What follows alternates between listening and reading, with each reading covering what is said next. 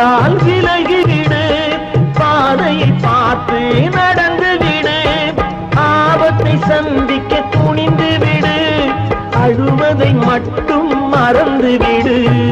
ஆரத்தி விளக்கும் நாதத்தின் ஒலியும்